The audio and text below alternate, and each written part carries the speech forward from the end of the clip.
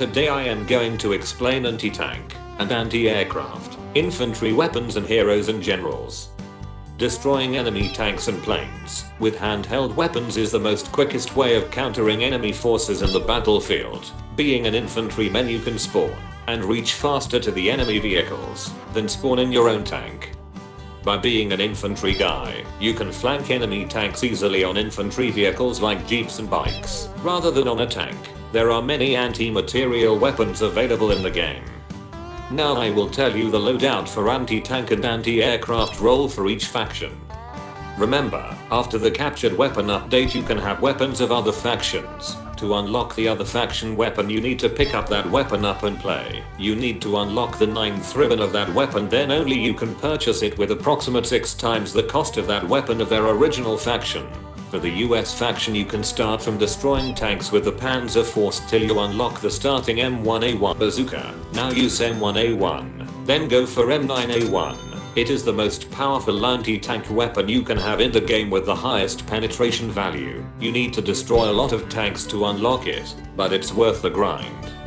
Recoilless rifle is a no for anti-tank purpose because its damage is not high enough to effectively destroy a tank as compared to bazookas, but for anti-aircraft purpose it's a great choice. It is highly accurate rifle, you need to practice a lot with it before you could start making profit from it. Even I have also not mastered its use. Remember to use it wisely, otherwise your maintenance cost will jump sky high. Now let's move to grenades. You can equip an anti-tank grenade also. Like for the US faction, don't go for the ST Grenade 74. It's totally a waste of money. Keep destroying tanks with your bazooka till you unlock the Lang or the H3, which are the most effective anti-tank grenade in the game. They will cost you 5 times more than a ST grenade, but you won't regret buying them. Now let's move to mines. You can have mines also, but I will suggest you making a separate player for the mines.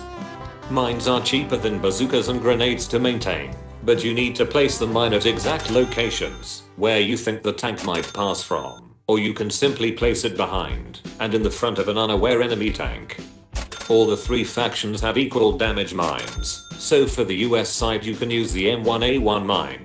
For the badges for the player having bazooka loadout you can use fast reload badge. This badge increases your reloading speed. For the mine or grenade loadout player, use the Dynamite Lover badge. It gives you extra grenades or mines.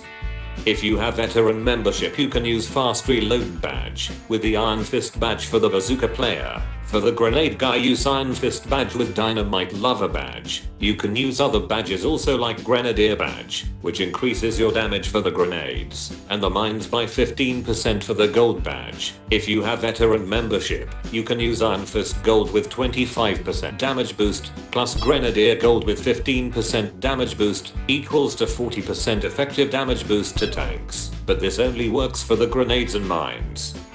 For the German faction, there are not a lot of options as compared to US side. For the starting you can use Panzer Force to destroy enemy armor, till you unlock the anti-tank grenades like Lang and the H3, which is the best option of anti-tank grenades. I would suggest that you equip these grenades with a assault weapon like MP40 or STG, and keep destroying tanks till you unlock the Beast Panzer Shrek. Skip buying the grenade butts, it is no buy thing for the tanks like the recoilless. Buy Panzer butts for destroying planes. It is equal to PTRD in damage and accuracy. Now moving back to grenades. Remember that the Lang grenade is to be thrown on tanks from some distance, but for the H3 grenade you need to go close to tanks and manually place it on its surface. Germans have Telemine 42, which is one of the 3 available mines in the game. I would suggest same, that you make a different player for mines, or you can have a player equipped with both mines and grenades with a revolver or a pistol. You can experiment with the loadout in your own ways. For the badges you can use the same fast reload, Grenadier or the Iron Fist badge. For the Soviet faction, keep destroying tanks initially with the Panzer Force till you unlock the anti-tank grenade RPG-43. After unlocking it, equip it and use it to unlock the Ampulo MEP Model 1941. You can use the PTRS also to destroy tanks. It can fire 5 rounds continuously before reloading. It's great against light tanks or lightly armored tanks like Hellcat and M10 Wolverine.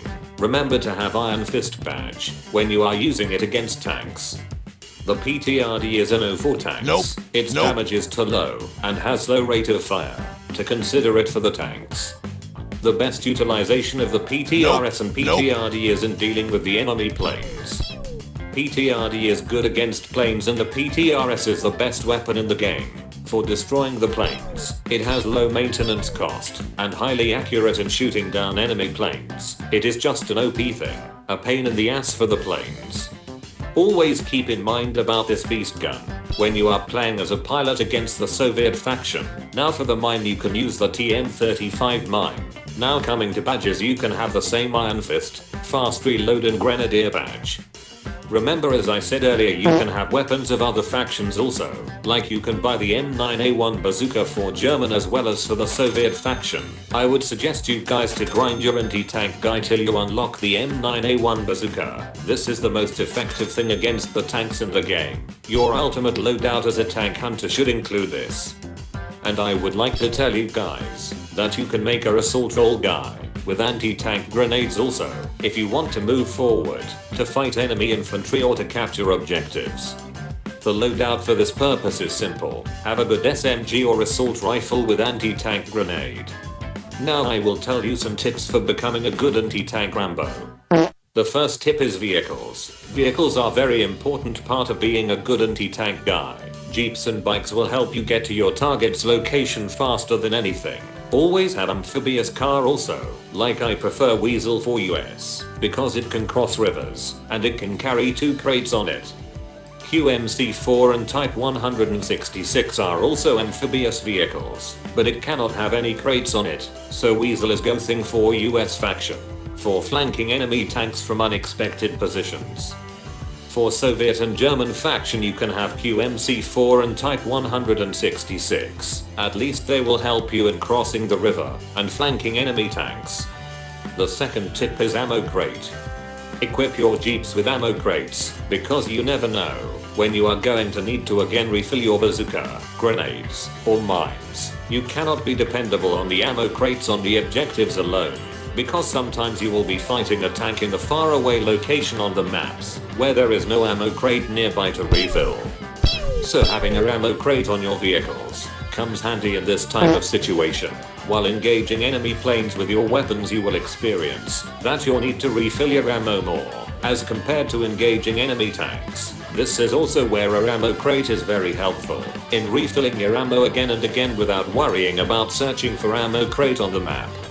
The third tip is type of target engagement. Always remember your purpose as anti-tank guy. That is to hunt down enemy tanks. Don't waste your precious and high maintenance cost anti-tank weapons on enemy infantry. For killing a single person, that is a no. You can destroy enemy vehicles like APCs, but try to keep that count to minimum. Most of the time I have seen infantry repairing or covering the backs of heavy tanks like King Tiger, Pershing or the IS-2, killing anyone coming to destroy their tanks, so always be prepared. For encountering enemy forces supporting tanks, have a backup plan of what you are going to do in every situation. The fourth tip is dropping your bazooka. Enemies can use your drop bazookas after you are killed by the enemies. To prevent that, equip your player with pistol on the first slot of loadout. The fifth tip is to know where to hit. Knowledge of enemy tanks' weakest point is not a secret anymore. We all know that tanks have the strongest armor in the front, the weakest in the rear, and somewhere between on the sides. So always try to hit the engines on the backside and sides to disable the tracks. The last tip is communication. You as a lone wolf can easily hunt enemy tanks, but with teaming up with your teammates, interchanging information about enemy tanks' location and type will surely help you to be more effective. Playing with your friends on voice chat applications like Discord or TeamSpeak will increase the fun you can have in the game. The best tip I can give is keep on playing with anti-tank weapons and keep learning. With experience you will find new ways and tricks to be an effective tank hunter. That's all for today. Feel free to comment down any suggestions you want to give. Consider giving a like to the video and subscribe for more Heroes and Generals videos. Thanks for watching.